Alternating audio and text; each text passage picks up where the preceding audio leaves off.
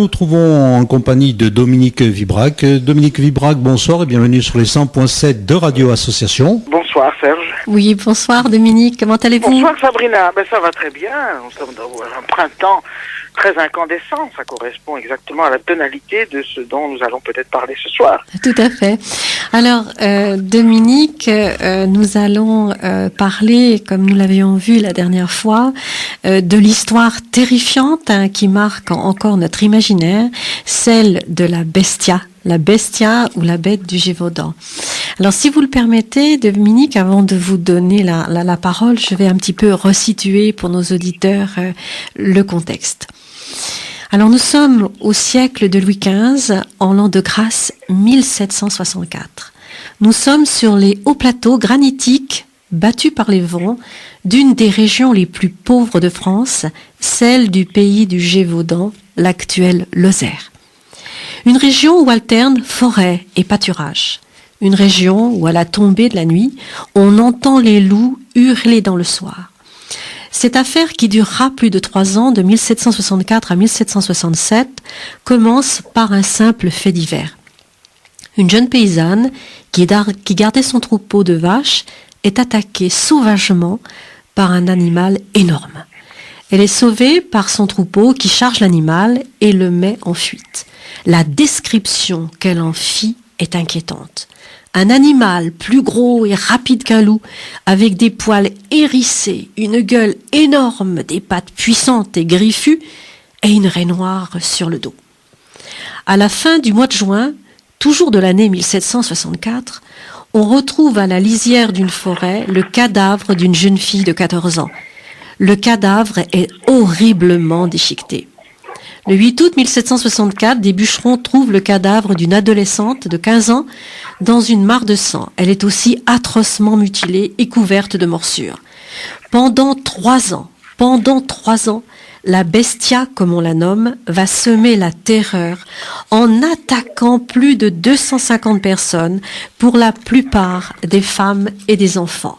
La bête est rapide, elle est rusée, elle semble cruelle. Quand elle ne dévore pas ses victimes, elle les éventre ou elle les défigure. Certaines victimes sont retrouvées nues. La terreur règne sur tout le Gévaudan, car toutes les battues restent vaines. Les villageois pensent que la bête est invulnérable. Ils parlent de loup-garou. Une peur attisée par l'évêque de Mende, qui parle de fléau de Dieu envoyé pour punir les habitants du Gévaudan. Une affaire qui fait grand bruit dans le royaume. Aujourd'hui encore, la nature de la bête est controversée. Loup, croisement d'un chien et d'un loup, animal dressé par un sadique sanguinaire. Certains ont même parlé de hyène ou d'animal exotique, ou enfin d'émission, un animal chien-ours vivant dans la préhistoire. Ce soir, Dominique, nous allons avec vous tenter de comprendre l'histoire de la bestia en la replaçant dans son contexte historique. Alors Dominique, cette bestia, combien aurait-elle tué de personnes ? Alors tuées, on pense qu'il y a à peu près 80 personnes qui ont été tuées, mais beaucoup plus ont été attaquées. En ce qui concerne évidemment les personnes tuées, d'aucuns prétendent qu'il aurait pu y avoir des personnes assassinées autrement et qu'on aurait identifié aux victimes de la bête. Donc c'est assez difficile de faire une évaluation précise qui n'a pas été faite à l'époque. Alors, elle attaquait femmes, enfants, quelquefois des hommes aussi, il y a des cavaliers qui ont été attaqués, et on ne sait pas trop en fait comment ça se passait. Ce qui est très étonnant, évidemment, de la part d'un loup, c'est que le loup généralement est craintif, alors que cette bête avait une conduite qui s'apparente plutôt de celle du chien dressé pour tuer, pour attaquer et pour tuer. Oui, parce que très vite, on a parlé de bête et on n'a pas parlé d'un loup, parce que certains disaient qu'il avait les yeux rouges, une gueule immense, une raie noire sur le dos. Un raie noire sur le dos, évidemment, très intéressante. Il y a d'ailleurs une des explications qui a été donnée par la suite, c'est que cet animal a peut-être été dressé, et non seulement dressé, mais habillé. On l'aurait protégé par une armure, en quelque sorte, par un vêtement de combat, qui lui permettait d'épargner les balles, de ne pas être atteinte par les balles. Ce qui est assez possible puisqu'on a tiré à plusieurs reprises sur cette bête et une fois atteinte, elle a continué à courir. Donc ça veut dire qu'elle était protégée. Alors on ne sait pas évidemment de quel type d'animal il s'agit. Vous avez éludé une question qui est pourtant très importante. Est-ce qu'il n'y a eu qu'une bête du Géo? Non, il y en a eu plusieurs. Des historiens, encore aujourd'hui, ne sont pas d'accord. Ce qui est certain, c'est qu'on ne peut pas réduire cette histoire à une invention, par exemple à des fins religieuses ou politiques, d'autant plus que le pouvoir en place n'avait aucunement intérêt à ce qu'il existe une terreur qui mette en cause sa capacité à dominer le pays. Les années 1760 sont difficiles pour la France. Vous savez qu'il y a eu le traité de Paris en 1763, avec des accords territoriaux humiliants pour notre pays. Et donc, comme vous pouvez l'imaginer, le roi est plutôt dans une posture un peu délicate. Il veut renforcer son autorité. À cette époque, il y a également ce qu'on appelle les grands jours d'Auvergne. Les grands jours d'Auvergne, c'est en quelque sorte une suite de procès. On parle beaucoup à notre époque de moralisation de la vie publique. Eh bien, c'est un peu la même chose. Il s'agit de rectifier le tir parce que beaucoup de puissants, des nobles évidemment à l'époque, puisque les charges importantes étaient détenues en général par les nobles, et de façon de plus en plus exclusive, eh bien parce que les nobles, que voulez-vous, s'arrogeaient des prérogatives qui étaient devenues insupportables pour les autres, et il y a eu une multiplication d'abus, de détournements de fonds à l'exploitation des personnes. En plus, tout au long de ces années, on a recensé un peu partout des cas de sadisme. Et se sont multipliées les rumeurs concernant les enlèvements d'enfants. C'est d'ailleurs peut-être pour cette raison qu'il y a eu en 1757 un attentat contre Louis XV. Vous savez, c'est l'attentat de Robert d'Amiens, qui était un serviteur, et qui a tenté de poignarder Louis XV. Alors, parce qu'il régnait un climat épouvantable de suspicion à l'encontre du roi et de la cour, on prétendait que beaucoup de nobles organisaient des messes noires ou des orgies, et que des enfants étaient enlevés pour y être utilisés et souillés, sacrifiés quelquefois, en tout cas, ou participant à ces orgies un peu évidemment de force.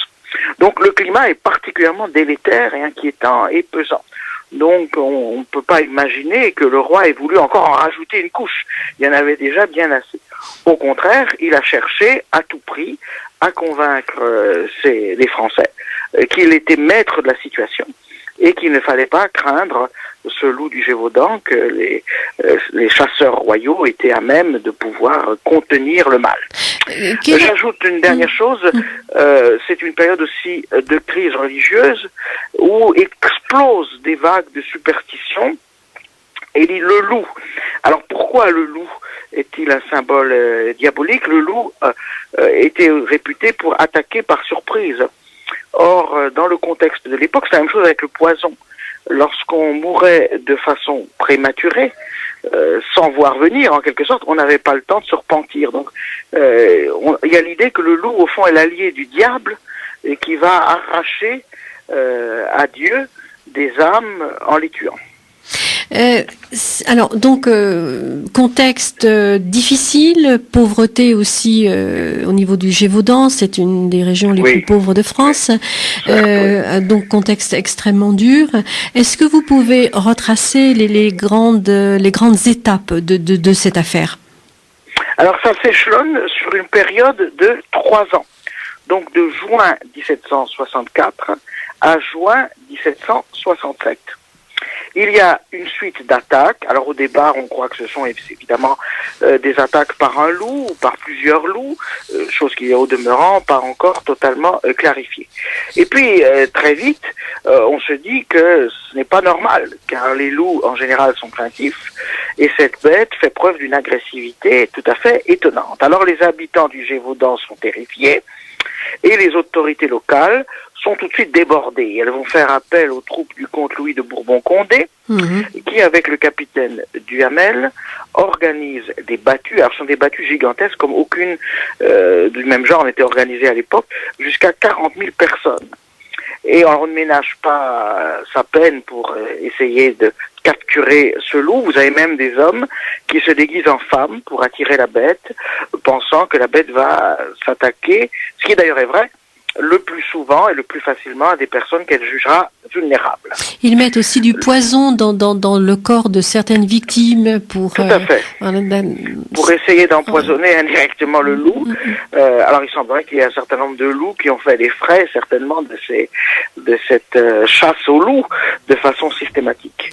Mais à la même époque, l'évêque de Mende, qui est le cousin de Choiseul, c'est même un personnage important, Choiseul, c'est pratiquement l'homme qui compte, le principal ministre à l'époque de Louis XV, l'évêque de Mende, qui s'appelle Monseigneur de Choiseul-Maupré, qui est un homme déjà d'un certain âge, et qui est l'objet d'une polémique. Il est l'objet d'une polémique parce que quand il est arrivé comme évêque à Mende, il a ôté de la liste ce qu'on appelait le sanctoral, c'est-à-dire les saints qui étaient fêtés dans le diocèse, un certain Sévérien, un saint Sévérien, en prétendant qu'il n'avait pas existé et qu'il y avait confusion avec un autre saint Sévérien, et donc il s'agissait au fond d'un personnage imaginaire. Ce faisant, il avait balayé quand même une tradition populaire qui existait, et certains accusaient, notamment des curés de paroisse, accusaient l'évêque d'impiété. À l'époque, c'est un évêque déjà relativement âgé. Alors lui, évidemment, va surfer, comme on dit aujourd'hui, sur la vague. Sur la vague. Et oui, bien sûr, puisqu'il va prononcer des sermons et faire ce qu'on appelle des lettres pastorales, dans lesquelles il va présenter cette bête comme le fléau envoyé par Dieu. Alors ça va susciter une autre controverse théologique, puisque certains théologiens, alors évidemment très différents des curés de paroisse, plutôt on pourrait dire le clergé progressiste, va dire eh bien non, c'est pas possible, parce que il y a plusieurs conciles qui ont déclaré que Dieu ne peut pas directement envoyer une bête pour châtier les hommes. Éventuellement, Dieu peut permettre un châtiment, mais il ne peut certainement pas le provoquer. Donc ça ne peut pas être une bête envoyée par Dieu. Donc vous voyez que toute cette histoire crée des remous un peu à tous les étages de la société, et le roi est raillé un peu partout, notamment dans la presse, en particulier la presse anglaise. Vous savez que les Anglais ont été les vainqueurs de la guerre de 7 ans, de 1756 à 1763, et donc on garde quand même une certaine animosité vis-à-vis des Français. Ils vont donc profiter de l'occasion pour dire le roi de France, il n'est même pas capable d'assurer la paix dans son propre pays. Alors cette bête, la bestia, comme on disait, donc qui a attaqué de nombreuses personnes.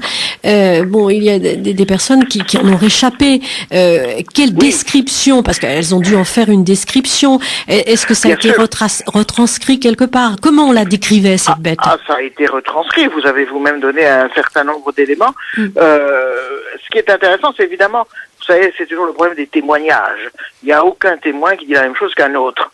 Donc il y a d'énormes variantes, mais il y a des faits tout de même extrêmement troublants. Alors cette barre ou cette raie noire sur le dos en particulier, qui correspond pas à un loup, la forme du visage, ce visage rouge, ce pelage rouge du visage aussi est une chose qui a beaucoup intrigué les historiens. On disait les yeux rouges aussi. C'est une bête énorme, les yeux rouges. Les yeux rouges. Alors il est possible que certaines de ces descriptions soient également, on peut dire, un petit peu falsifiées par la réaction émotionnelle. C'est-à-dire, évidemment, quand vous avez une bête qui vous tombe dessus, vous n'avez pas le temps de l'observer à froid. Donc vous avez tendance à peut-être un peu à exagérer les choses. Il n'empêche, ce qui a frappé beaucoup de victimes, c'est la souplesse extrême. La souplesse la souplesse extrême de cet animal qui pouvait avancer et reculer avec cette même aisance, quelque chose d'extraordinaire. Certains en ont même tiré la conclusion qu'il pouvait s'agir d'une sorte de singe ou d'un mélange, d'un hybride entre le singe et le loup. Et certains l'ont même vu se dresser sur ses pattes et courir, courir. Et courir donc, là comme aussi, un homme. Là, ce qu'on appelle la thèse simiesque a une. Je ne dis pas qu'elle est probablement vraie, mais on peut penser, c'est une possibilité. Alors d'où vient cet animal, c'est une autre question. Et puis n'oubliez pas l'autre, ce que j'ai déjà dit au début, l'autre hypothèse que j'ai évoquée, c'est qu'on ne sommes pas absolument certains qu'il s'agisse d'une seule et unique bête, même s'il y avait peut-être une bête à la fin qui a été ensuite tuée et qui était la survivante, mais on peut penser qu'il y avait peut-être plusieurs bêtes qui avaient été dressées. C'est une hypothèse qui aujourd'hui est prise de plus en plus au sérieux. Pourquoi? Parce que quand vous observez les lieux où la bête a sévi, il y a quand même des kilomètres. Alors ce n'est pas impossible, on peut dire qu'elle s'est beaucoup déplacée. Mais enfin tout de même, c'est un peu troublant. C'est troublant. Alors, une ou plusieurs bêtes, en tout cas, semble-t-il, pas un loup, puisque le loup est craintif et n'a pas de raies noires sur le dos. Une bête, normalement, énorme, avec une gueule gigantesque, des pattes griffues. Donc, c'est vraiment ce qui en ressortait. Et très agile, c'était presque le diable, quelque part. Exactement, et le contexte ambiant, c'est quand même la crainte toujours du diable, de la sorcellerie, et d'ailleurs l'un des suspects dans cette affaire, puisqu'on va revenir quand même aux suspects humains, c'est-à-dire est-ce qu'il n'y aurait pas des humains qui auraient au moins à protéger cette bête ou l'auraient dressée. Eh bien l'un des suspects, qui s'appelait Jean Chastel, on le surnommera le fils de la sorcière. Donc vous voyez que le climat est aussi, les imaginations sont aussi exacerbées, et on va quelquefois un peu vite en besogne dans ce qu'on affirme.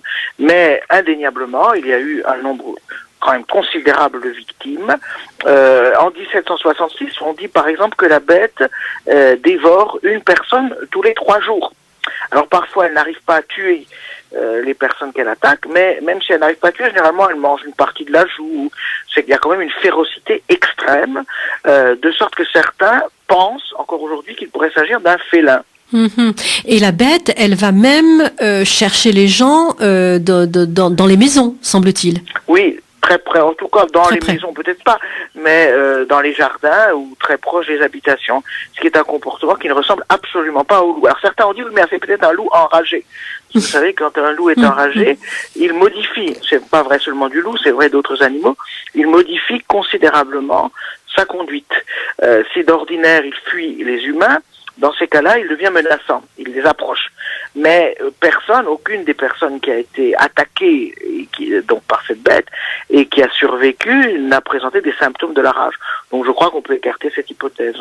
Alors donc une bête déjà vraiment avec une description, je dirais cauchemardesque, une ou plusieurs bêtes et avec des victimes qui présentaient des plaies énormes qui étaient parfois éventrées, et ce qui est quand même particulier, certaines auraient été trouvées décapitées et la tête beaucoup plus loin, et même nues, voire même violentées, ce qui laisse à penser peut-être l'intervention humaine. Tout à fait. Alors, on n'a jamais vu un animal déshabiller une femme et ni même décapiter. Bon, alors la question de la décapitation, certains ont dit c'est un animal vraiment extraordinaire, comme on n'en connaît pas, donc qui pourrait avoir cette violence extrême et cette force pour décapiter, mais ça reste improbable. Alors, il y a évidemment 2 hypothèses. La première, c'est de dire qu'on s'est servi de ce contexte pour y déployer son propre sadisme. Vous savez que quand il y a une période de terreur avec un animal qui menace, eh bien, des humains vont en profiter en quelque sorte, pensant que leurs forfaits vont passer inaperçus, ou passe le mieux un crime dans une série de crimes, où c'est toujours le même principe. Donc on peut supposer que certains se sont dit ce que nous allons faire, nous allons commettre par exemple des sévices sexuels ou des crimes sadiques vont passer inaperçus puisqu'on les mettra sur le compte du loup. Sur le dos des bêtes, en fait. Sur le dos de la bête, oui. Et puis, il y a une deuxième hypothèse, c'est que cette bête elle-même, ce n'est pas simplement une bête sauvage qui tout à coup se serait montrée agressive. Et pourquoi serait-elle devenue agressive et comment expliquer cela? Mais en fait, c'est une ou plusieurs bêtes qui auraient été en quelque sorte dressées dans un but bien précis. Alors l'une des hypothèses, c'est que, puisque les victimes, ce sont quand même des paysans, c'est qu'en fait les nobles ont très mal pris ces grands jours d'Auvergne et auraient voulu se venger des paysans qui s'étaient plaints auprès du roi et qui avaient obtenu en bonne partie réparation. Beaucoup de paysans déploraient l'attitude des seigneurs qui leur prenaient, les taxaient à outrance, leur prenaient les récoltes, faisaient preuve de violence de toutes sortes. Donc ces paysans avaient obtenu en quelque sorte gain de cause. On peut penser que les nobles, alors ça peut être l'une ou l'autre famille connue, comme celle du marquis d'Apcher par exemple. Vous savez que le père de cette famille, donc le vieux marquis Apcher, avait été condamné par les grands jours d'Auvergne pour exaction sur ses paysans et détournement et injustice. Donc certains ont dit, pourquoi ne se serait-il pas vengé de cette façon-là sur les paysans, en plus en les maintenant en quelque sorte en suggestion par le biais d'une bête. Vous savez, quand vous avez peur, vous n'avez pas tellement envie de vous révolter. Semer la terreur. Voilà, Mhm. semer la terreur. C'est une hypothèse qui est tout à fait possible. Plausible, oui. Et possible et plausible. Et évidemment, ça suppose aussi des complicités. Et l'un de ces complices aurait pu être le fameux Jean Chastel, dont vous avez encore la statue, encore aujourd'hui, au Gévaudan, qui est considéré comme le grand héros, puisqu'il a tué la bête. Mais en réalité, il a peut-être tué la bête qu'il avait fabriquée. Pas fabriquée au sens technique, mais qu'il avait éduquée, élevée, et qu'il avait aussi dressée pour combattre et pour tuer. Alors, si on rappelle la chronologie, ça a débuté en 1760. Oui, c'est 3 ans. 3 ans, 3 ans. ça a débuté en 1764. En juin, donc c'est important aussi. Donc, et il y aura des périodes où il ne se passera rien. Alors ça, c'est intéressant parce que à un moment donné, il y aura d'abord un premier chasseur important qui va venir, qui était spécialisé dans la traque des loups. Alors, c'est un Normand du nom de Denval, au printemps 1765, donc un an presque après. un an après. C'est-à-dire, en fait, vous avez le temps qu'on s'émeuve à Paris, que le roi, déjà à l'époque, il n'y avait pas de SMS et il n'y avait pas d'internet, donc là, les nouvelles allaient lentement. Et le temps qu'on s'émeuve véritablement de tout ce qui se passait, ça mettait plusieurs mois. Donc en fait, au départ, les paysans ont été laissés à eux-mêmes. Pas tout à fait. On a fait appel très très vite au comte, à la noblesse locale et aussi au capitaine Duhamel et il y avait un intendant qui était au fond le préfet, on pourrait dire, de la région, qui s'appelait Lafont, qui va jouer un rôle très important, qui va insister pour que on prenne sérieusement cette affaire au sérieux et qui va s'investir beaucoup, comme on dit aujourd'hui, dans la lutte contre cette bête. Il survivra de quelques jours seulement à la mort de la bête en juin 1767. Et certains ont dit la bête s'est vengée surnaturellement. Enfin bon. Alors, pour que nos auditeurs comprennent, donc, ça a commencé en juin 1764. Il y a eu la noblesse locale qui est intervenue et des battues importantes ont été faites jusqu'à 40... Ah oui, immédiatement, très vite, bien sûr. Et ensuite, après, donc, rien n'y faisait. Donc, on a dépêché Denval, c'est ça?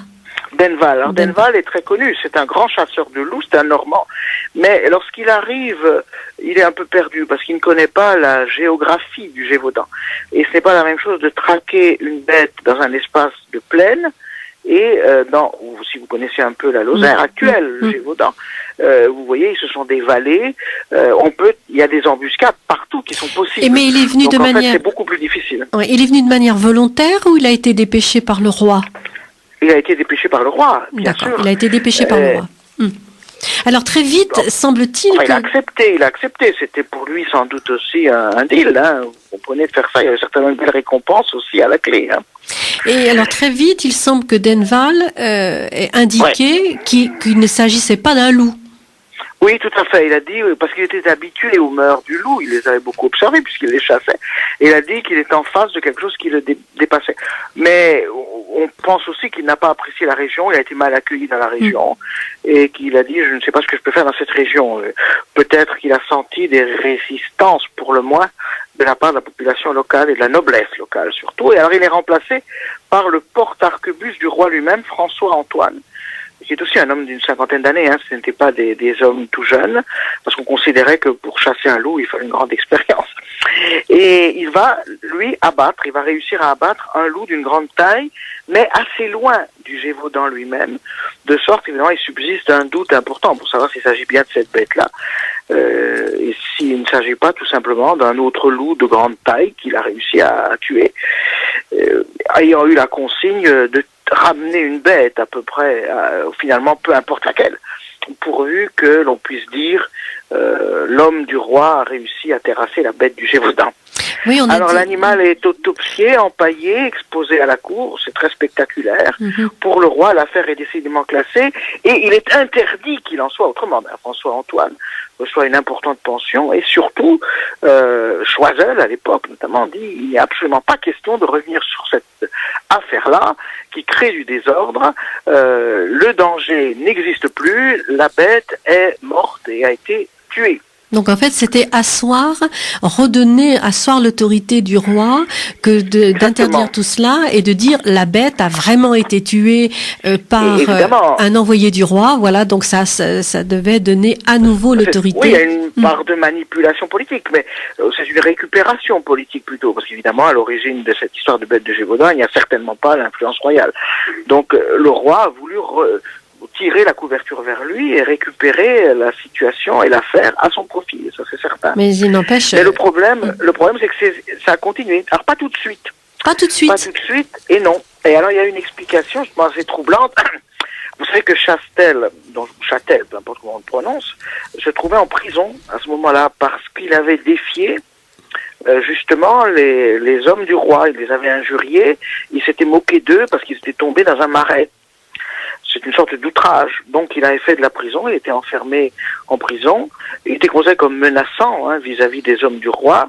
Et alors curieusement, c'est pour ça d'ailleurs qu'on suspecte, pendant toute la période où il était en prison, il n'y a plus eu d'affaires, il n'y a plus de gens tués par la bête. Qui était Chastel? Et c'était un paysan, non, c'était qui? Oui, tout à fait, d'un village. Alors, c'est un monsieur qui est né en 1708, donc un homme qui avait un certain nombre, qui n'est plus tout jeune pour l'époque, et qui avait 2 fils, dont un certain Antoine Chastel, et Antoine Chastel élevait, c'est intéressant, des meutes de molosses.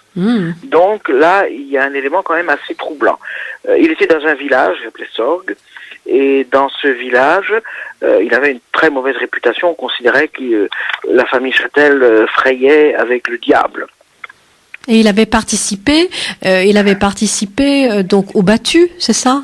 Oui, il avait participé au battu, c'est vrai, mais il était quand même très vite été suspecté d'avoir une attitude ambiguë.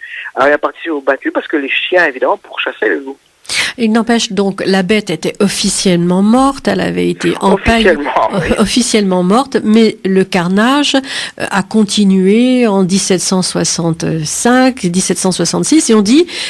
Ça s'est même accéléré, il y en a même eu davantage. Oui.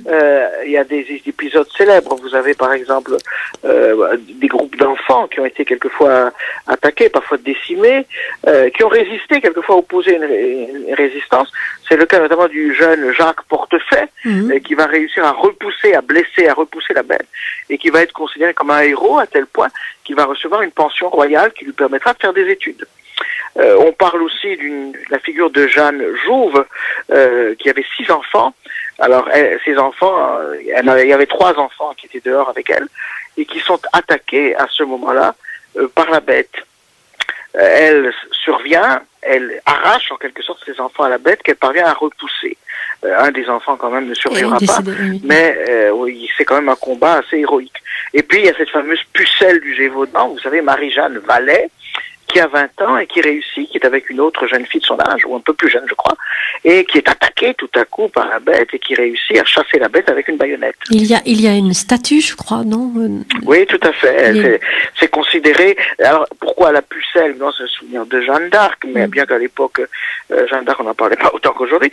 Mais surtout, c'est le combat quand même d'un être pur contre... un être démoniaque. Vous savez, le loup représente ce qui est démoniaque, représente aussi la sauvagerie.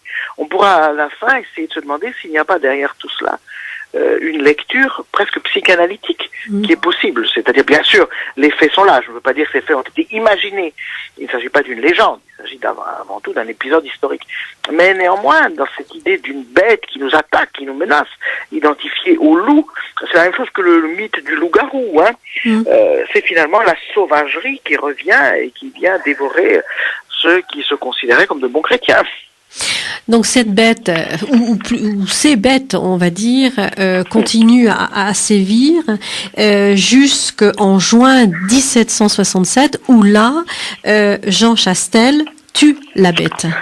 Alors voilà ce qui s'est passé. Jean Chastel a été profondément meurtri parce que la petite Marie d'Anty, qui avait 12 ans, qu'il aimait beaucoup, c'est une jeune fille pour laquelle il avait une tendresse toute paternelle, presque grand-paternelle, pourrait-on dire, est dévorée par la bête sous les yeux de sa mère. Et alors à ce moment-là, Jean Chastel, qui avait la réputation d'être quelqu'un de plutôt impie, négatif, cynique, va se mettre au premier rang de ceux qui vont combattre la bête. il change complètement d'attitude. Parce qu'il était attaché à cette petite Marie d'Anty. Et que sa mort est pour lui une tragédie. Alors, on peut imaginer que s'il est coupable, c'est-à-dire que s'il est lié à cette affaire, il éprouve également une très forte culpabilité. Jean Chastel va survivre très longtemps à cet épisode. Il mourra quelques mois avant le 14 juillet 1789. Et tout le reste de sa vie, pendant 22 ans, il sera confié en dévotion. Il fera pénitence. Il se conduira comme un chrétien héroïque. Il y a vraiment eu un changement total dans sa vie suite à la mort de la petite Marie d'Anty. Alors que se passe-t-il? Eh bien, il part, comme beaucoup d'autres, à la chasse à la bête. Les autres avaient des balles, vous savez, qui étaient bénies à partir de médailles. On avait fait fondre des médailles de la Vierge. Des balles en argent. Et avec des balles en argent. Oui. Et ces balles, parce qu'on disait que l'argent chasse les démons, enfin bon, c'était une croyance de l'époque, et ces balles étaient censées pouvoir tuer enfin la bête. Lui n'a pas voulu, il l'a fait, je crois, avec des objets qui appartenaient à sa mère. D'ailleurs, c'était un peu suspect de sorcellerie, on se disait, c'est un peu étrange qu'il ne veuille pas de... Mais il l'a quand même fait bénir par le curé de la paroisse. Bon.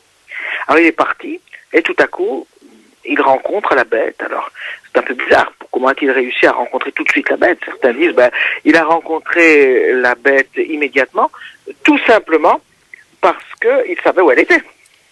Alors, il s'approche de la bête, et puis la bête, elle ne bouge pas. Comme si elle avait été apprivoisée. Comme si elle avait réussi, comme si elle avait été apprivoisée, comme si elle reconnaissait cet homme qui vient vers lui comme un ami. Mm-hmm. Et il va la battre alors à bout portant, ce qui était même assez troublant.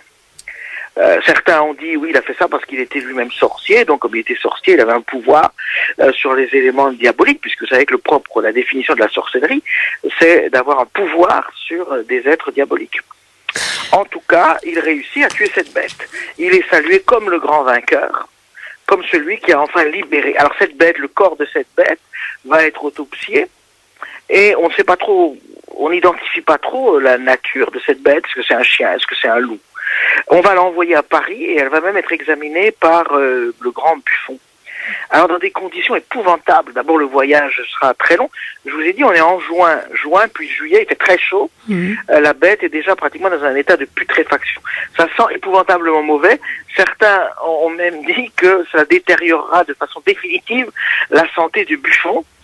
Qui a dû, pour l'autopsie, respirer pendant longtemps cet air vicié, cette odeur fétide, épouvantable, qui émanait de cette dépouille du chien ou du loup. Alors c'est une bête de plus de 50 kilos, probablement vers 60, avec 42 dents comme les chiens, hein, ça c'est important. Pourquoi? Parce qu'on a dit quelquefois que ça pouvait être une hyène, mais les hyènes n'ont pas la même dentition, et 80 cm de hauteur et 1 mètre de long, avec évidemment sur le corps de très nombreuses blessures, une langue immense. Et alors autant qu'on ait pu la décrire, puisqu'elle était déjà dans un état de putréfaction, et cet animal, on ne va pas essayer de le conserver, la dépouille, mais on va l'enterrer sous un hôtel particulier à Paris, de sorte que cette dépouille, évidemment, a complètement pourri très vite ensuite, ce qui est très dommageable, évidemment, pour l'historien. Alors, une langue immense, donc de 37 cm et demi ou 37 cm, et puis surtout aussi des yeux rouges. Donc, alors, les yeux rouges, quand on a fait l'autopsie, les yeux rouges, vous voyez plus grand chose, hein. C'est que les yeux, c'est aussi ce qui disparaît souvent le plus facilement. Donc, l'autopsie a été faite très rapidement. C'était dans un tel, ça sentait épouvantable. C'est cette odeur épouvantable, cette répugnance que suscitait ce cadavre. Donc, ça a été fait quand même assez rapidement. Mais pas de raie noire sur le dos. Non, pas de raie noire, ça certainement pas. Alors, ça, certains ont dit qu'il y a une raie noire sur le dos, sont les sangliers. Alors, est-ce que ce serait effectivement un hybride entre un chien et des sangliers, ou est-ce que ce serait alors un chien auquel on aurait mis sur le dos, vous savez, une peau de sanglier, une pelisse de sanglier. Ça se faisait beaucoup pour la chasse. Pour protéger les chiens de chasse, on leur mettait une peau de sanglier sur le dos. Parce que la peau de sanglier amortit les coups. Mm-hmm. Alors, bon, la bête... Et pendant la guerre aussi, vous savez, vous aviez des chiens de combat. Des chiens de combat auxquels on avait préparé un vêtement adapté.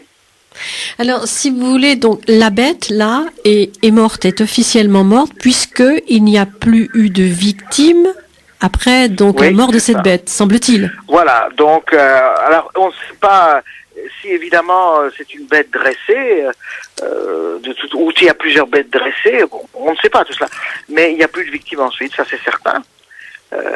En tout cas, la série l'épidémie de victimes a disparu. C'était filmé.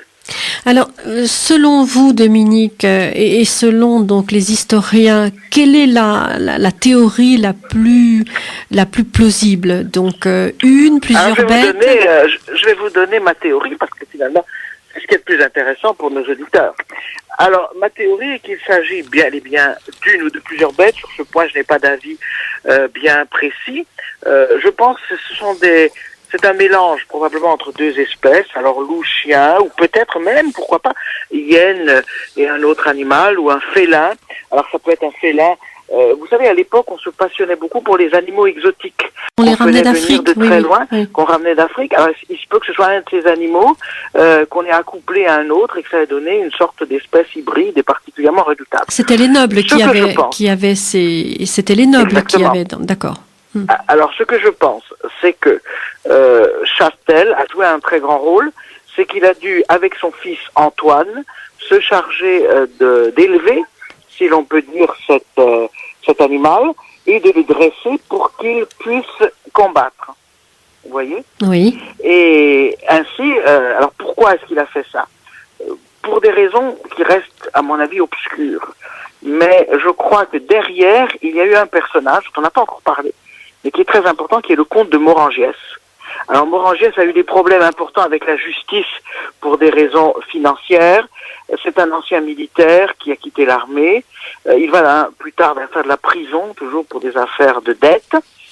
Et c'est un personnage très trouble, dont on peut légitimement penser qu'il était accouquiné avec Chastel et qu'il voulait en quelque sorte reconquérir son pouvoir perdu en faisant régner la terreur.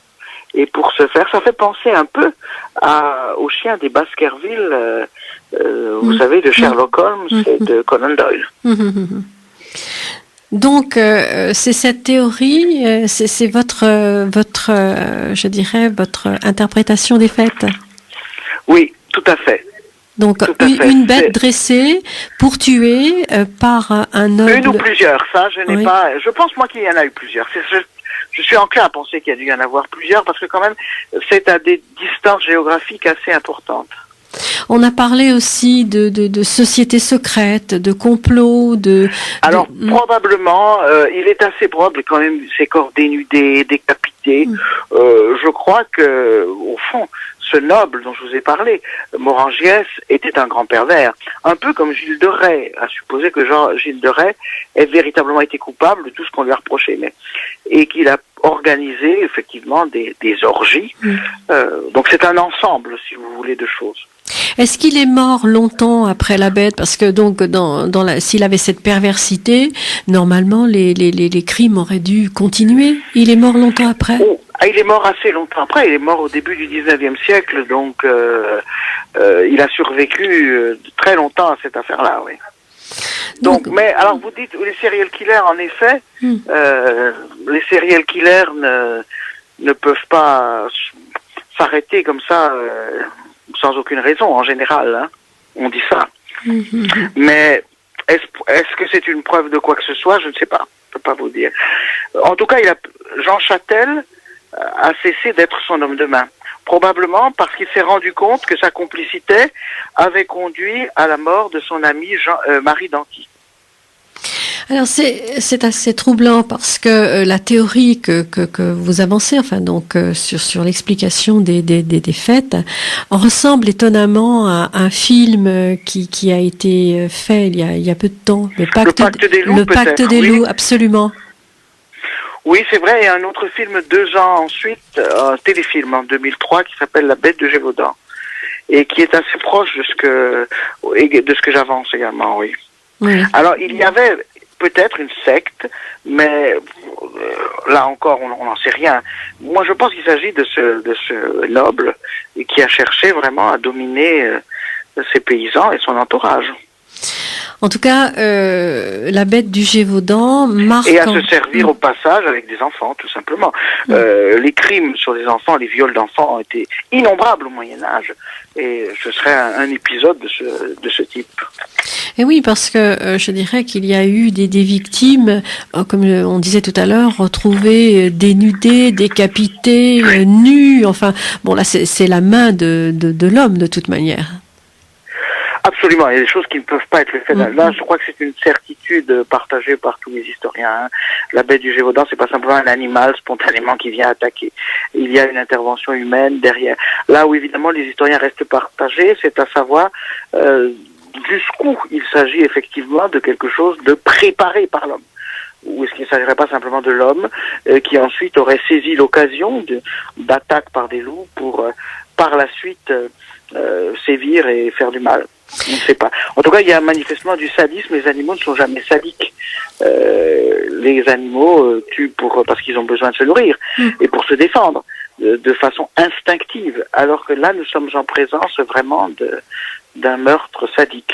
Alors certains ont dit que la bête n'a jamais existé et que c'était une psychose collective. En aucun cas. Non, ça c'est impossible. On a aussi dit que c'était peut-être un être humain qui s'était habillé en bête et qui avait constitué une mâchoire puissante pour pouvoir lui-même dévorer et attaquer des victimes humaines. C'est possible, ça, en partie seulement, quand même. Donc la bête, c'est peut-être les deux. C'est peut-être les deux, oui. Il est possible que Morangiès lui-même s'habille en bête et consommé en partie et dévoré lui-même des êtres humains. Le cannibalisme a quand même été très fréquent. Hein. Vous voyez la Révolution française, quand il y a un noble qui était exécuté quelque part, souvent on le tuait, mais ensuite on le mangeait. Donc le cannibalisme a survécu très longtemps. En tout cas, la bête, la bestia, donc comme on la nomme encore, frappe encore nos imaginations. Frappe nos imaginations, à défaut de nous menacer directement. Oui. C'est aussi la manifestation peut-être d'une peur collective de l'époque. Au fond d'une peur collective, peut-être.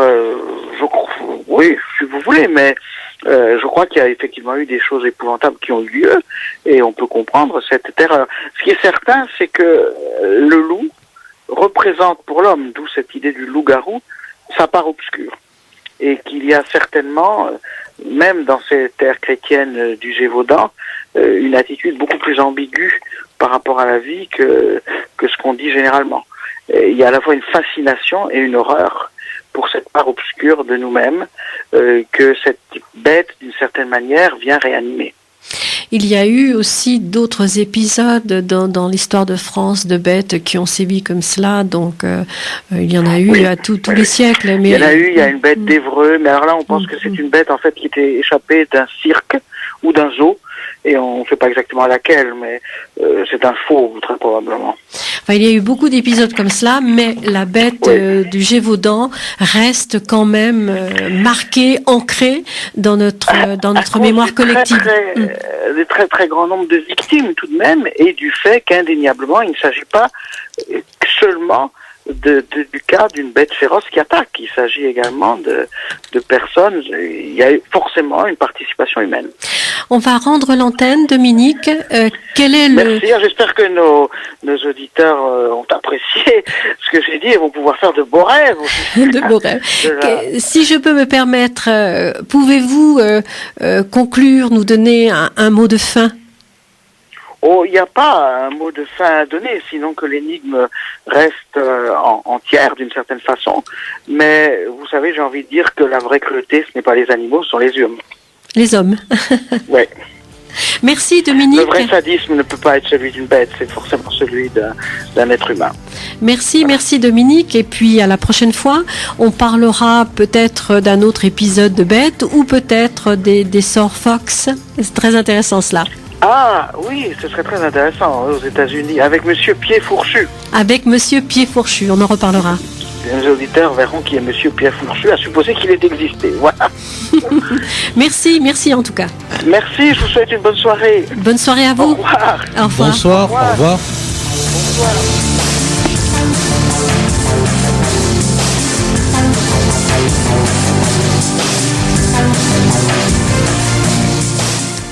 Voilà, vous étiez dans l'émission Aux frontières de l'inconnu avec Sabrina Saint-Ange et là notre historien et philosophe Dominique Vibrac. Bonsoir, merci tout d'abord de nous avoir écoutés. La prochaine fois, nous reviendrons certainement sur le spiritisme qui a été demandé par de nombreux auditeurs et nous évoquerons l'histoire des sœurs Fox qui est liée au spiritisme aux États-Unis.